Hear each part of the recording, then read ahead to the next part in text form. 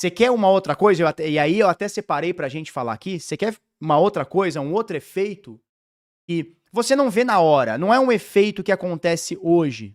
Não é assim, ó, não, mexeu nisso aqui, acontece hoje. Isso aqui a gente vai ver daqui 5 anos, daqui 10 anos, a gente vai ver isso. Então, vamos lá. Eu lembro quando eu tinha loja de roupa, eu tinha confecção.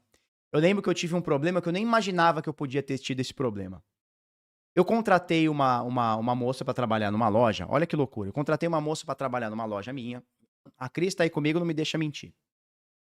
Contratei uma moça pra trabalhar comigo, né? Então você tem lá o período de experiência, né? Então você faz o contrato de 45 dias. Você pode renovar por mais 45 dias, ou seja, 90 dias, são 3 meses de trabalho. Terminado os 90 dias de experiência, você e o funcionário, né, o patrão e o colaborador, decidem se continuam com o emprego ou se encerra ali aquele vínculo, né? Tal. A pessoa começou a trabalhar comigo. Dentro desse período de experiência, não vou lembrar de 45 ou 90, mas dentro do período de experiência, ela mostrou um atestado que estava grávida. Não sei se é atestado, mas um negócio. Ó, tô grávida. Tá bom. Quando você tem a gravidez no Brasil, você tem um período de estabilidade. Você não pode mandar um funcionário embora. Na verdade, você pode, mas aí você tem que indenizar os 9 meses de gestação, mais 6 meses de auxílio, depois, de estabilidade depois, etc. Você tem que de uma vez só. E aí o que acontece? Essa pessoa foi na má intenção, acredito eu, né? Ela foi na má intenção, ela já estava grávida, ela já sabia, ela assinou um contrato de experiência. 2 dias depois que ela assinou o contrato, estava trabalhando, ela veio, ó, tô grávida. Tá bom. Gravidez, eu liguei pro meu advogado, o doutor já falou, Felipe, gravidez não é doença, pode trabalhar, porra. Então tá. Só que ela apresentou esse coito e falou assim, ó, estou com dores, não vou trabalhar. Tá bom. Assim, não tinha barriga, não tinha nada. Tá bom, não vou trabalhar, quem que pode obrigar? Tava no período de experiência, nós encerramos o vínculo com ela, né? Terminou, findou ali os 90 dias, 45, não vou lembrar, encerrou. Ela entrou na justiça e eu tive que pagar 9 meses de gestação, mais 6 meses de não sei o quê, mais férias proporcionais, e blá, blá, blá. Ou seja, uma pessoa que trabalhou comigo 2 meses, 2 meses, 2 dias, 3 dias, me deu um golpe e eu tive que pagar pra ela, sei lá, 1 ano e meio de salário. Eu não vou lembrar agora, 1 ano e meio de salário. Foi coisa do tipo. Tá bom. Aí você vai falar assim pra mim, Felipe, como é que resolve esse problema? Eu vou te perguntar qual o problema? O problema da pessoa ser filha da puta e ser golpista? Isso aí não resolve esse problema. Isso é da pessoa. Nasce com ela ou não nasce com ela. Mas como que eu resolvo o meu problema? Então veja. O Estado, a justiça, ela gerou uma distorção. Ela permitiu com que uma pessoa usasse uma fragilidade da lei para dar um golpe em outra pessoa. Correto? Correto? Então, ela e o advogado dela, sei lá, entenderam uma forma legal para me fuder. Certo? Certo. Então eles encontraram uma brecha na lei. Como que eu me defendo disso? Bom, do golpista é difícil você se defender, não tem como você evitar o golpista. Você pode, né, sair de esgueio, mas ele existe. Como que eu vou me defender? Não contratando mulher em período, eu imagino que seja o período de gravidez. Então, sei lá, de 20 a 30, 35 anos, eu não contrato. Ué, Felipe, como você é machista? Pois é. Então, olha que interessante. Uma decisão do Estado, uma decisão do judiciário. Eu não sou um empresário, nunca fui e possivelmente nunca vou ser, né? Eu não sou um cara bilionário, eu não sou um Bradesco. E eu tenho um percentual de pessoas afastadas e pra mim faz parte pagar esse salário que pra mim não mexe na minha coisa. Não, eu sou um empresário que eu preciso daquele funcionário. Eu não posso pagar 2 funcionários. Se eu tô pagando alguém que não trabalha e tô pagando alguém que trabalha, a minha conta foi pro buraco. Não existe isso. Eu sou um pequeno empresário, um microempreendedor no Brasil. Eu não tenho, eu não sou um banco que eu tenho dinheiro. Não, tá aqui, ó, 9 meses de salário, mais 6 de gestação, mas não sei. Não existe isso. Correto? Então, como é que você faz pra se defender? Não contrata pessoas no período que pode basicamente engravidar. Não que a pessoa não possa engravidar antes dos 20 e nem depois dos 35, mas você vai diminuindo sua coisa, né? O seu risco.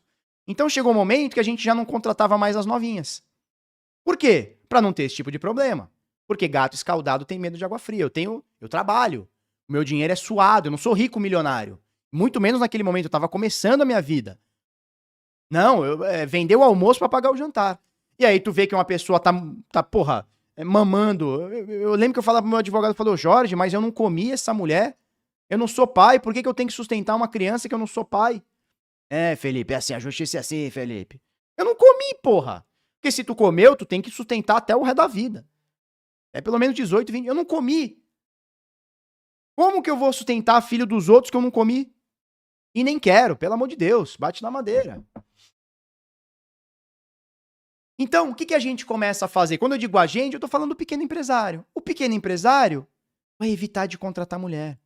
E vai evitar de contratar mulher no momento que ela mais precisa, que é o que ela inicia no mercado de trabalho. Ou seja, não é que o empresário é malvadão, eu tô falando da pessoa que tem um carrinho de pastel, velho.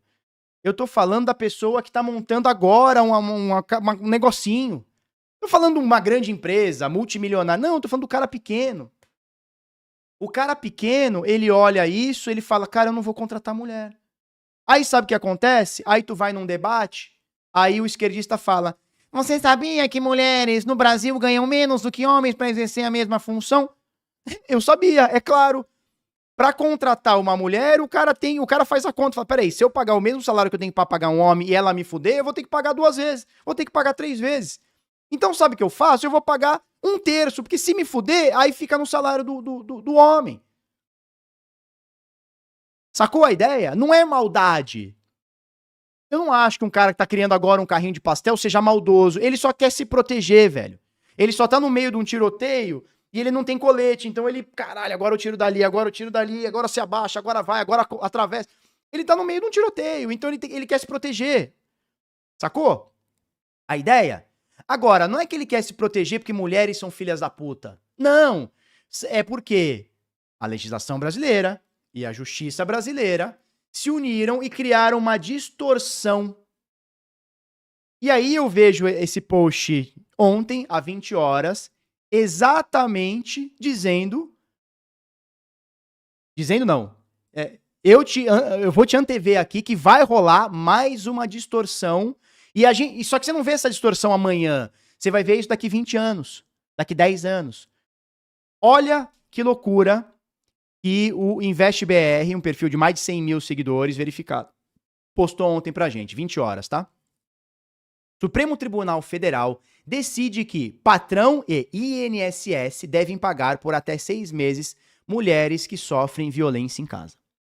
Veja bem, uma mulher que sofre violência em casa, ela precisa ser amparada pela sociedade, ela precisa ser amparada pelos familiares, pelos vizinhos, ela precisa ser amparada. Porque essa mulher tá apanhando de um covarde. Possivelmente, né? Tá apanhando de um covarde. Então, esse cara nem homem é. Homem que bate em mulher, nem homem é. É cuzão. Vai bater em outro homem, pô. Arruma um cara do teu tamanho pra tu bater, vai bater em mulher? Caralho. Então, primeira coisa. Segunda coisa. O que o patrão tem a ver com a vida pessoal da funcionária? Vamos ser pragmático aqui. Por que o patrão tem a ver com a vida da funcionária?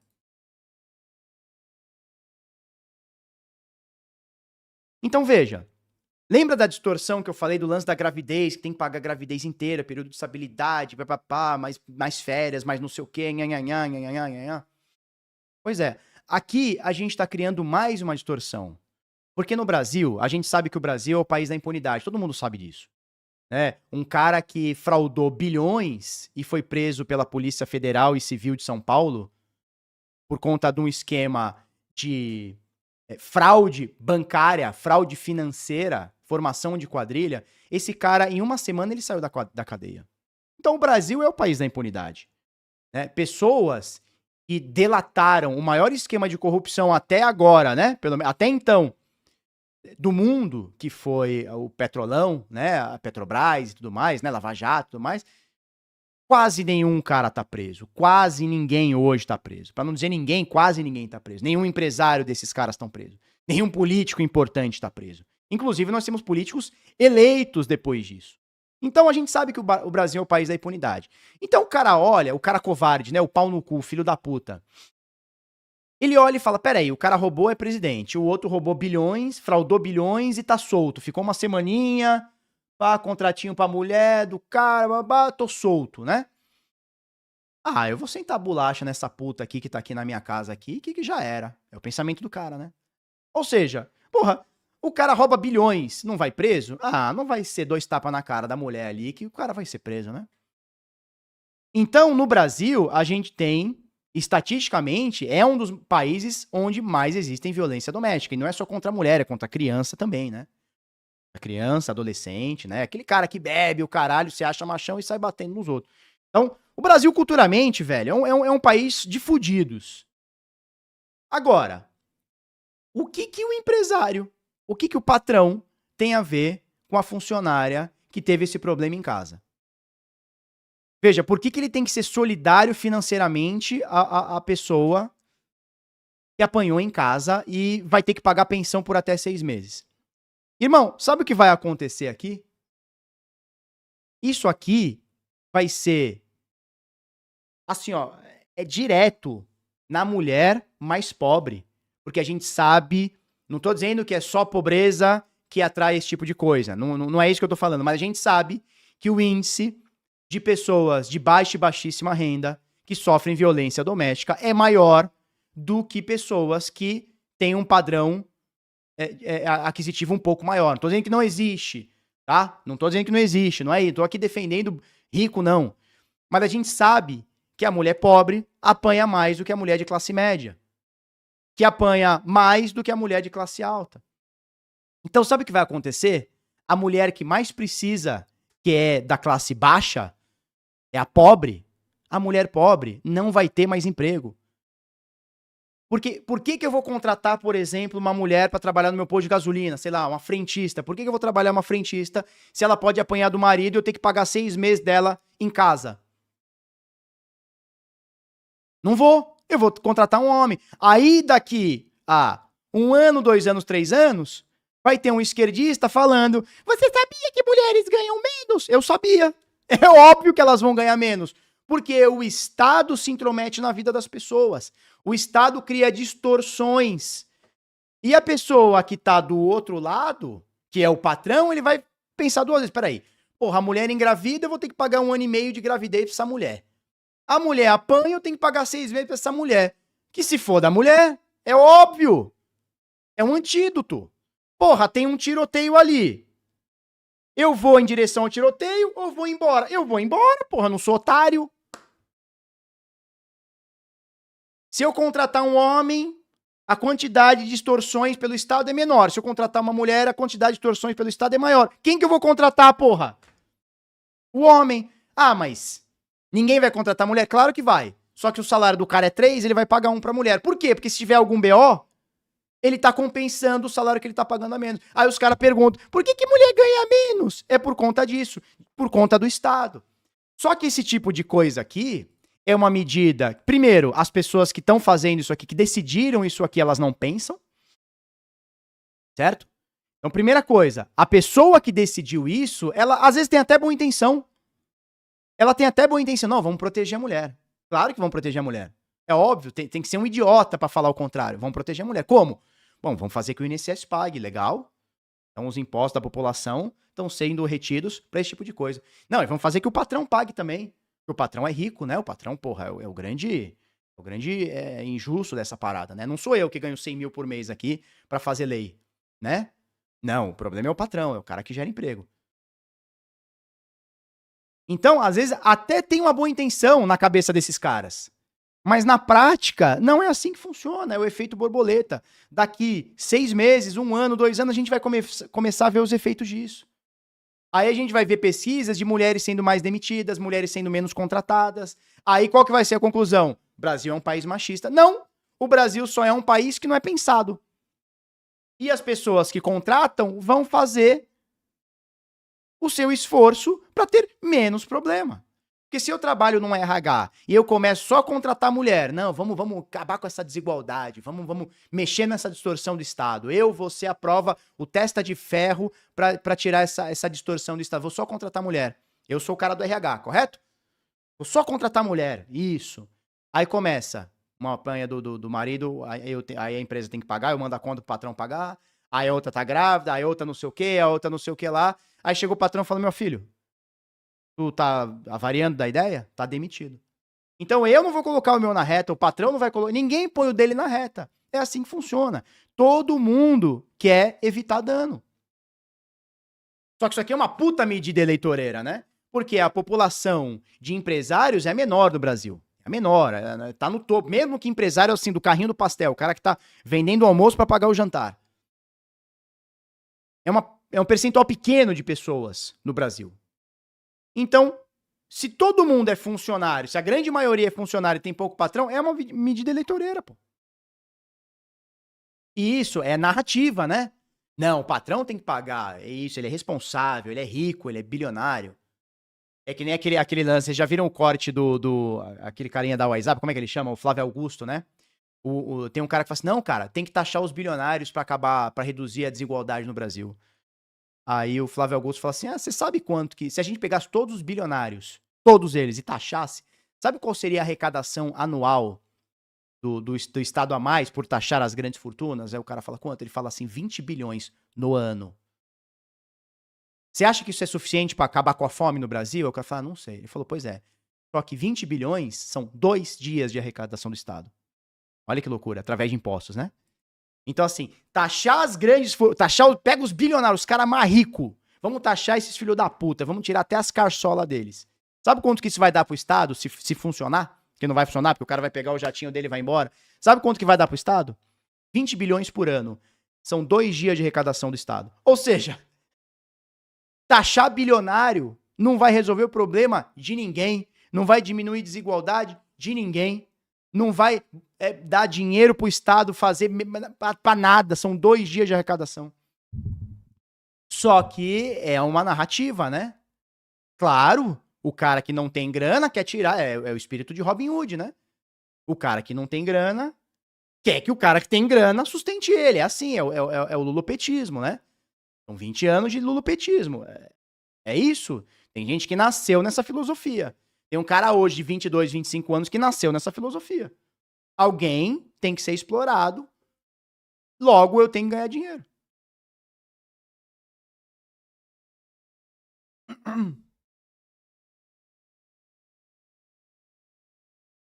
Vamos mostrar o impostômetro? Tem um impostômetro, né? Vamos lá.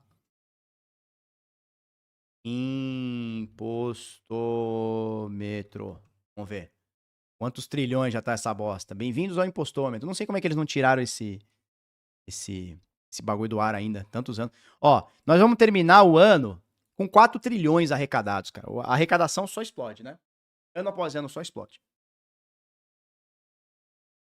3 trilhões 820 bilhões. A gente tá falando de quase 4 trilhões de reais.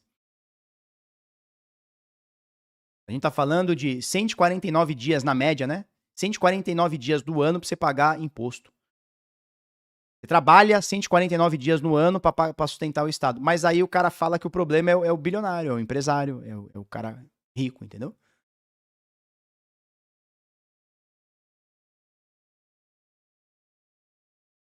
Não, esse é o grande problema. São 4 trilhões e não tem dinheiro. É fura-teto e não tem dinheiro.